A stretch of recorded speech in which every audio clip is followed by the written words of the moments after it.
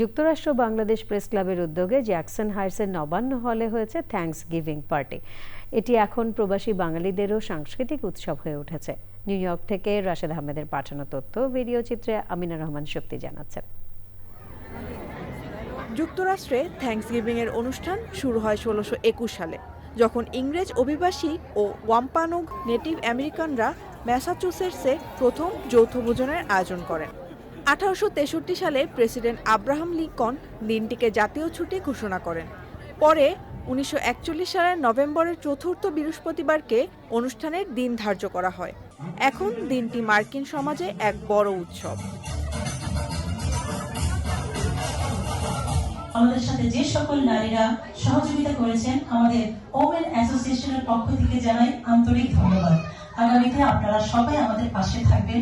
শুধু আমেরিকান নয়, যুক্তরাষ্ট্র জুড়ে বাঙালি কমিউনিটিও এখন এই উৎসব উদযাপন করে।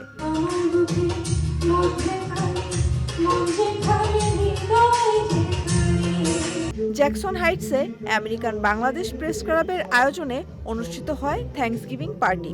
সবাইকে হ্যাপি থ্যাঙ্কসগিভিং ডে।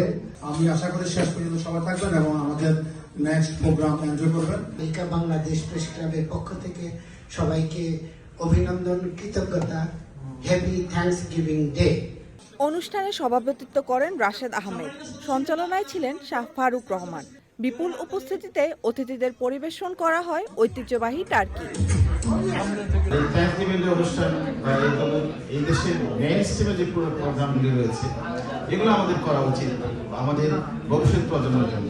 এই দেশের সবার সাথে সবার মিলতে হওয়ার দিনটাই হলো Thanksgiving.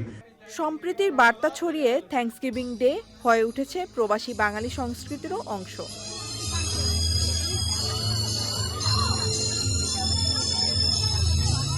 Amina Rahman Shukti, channel I.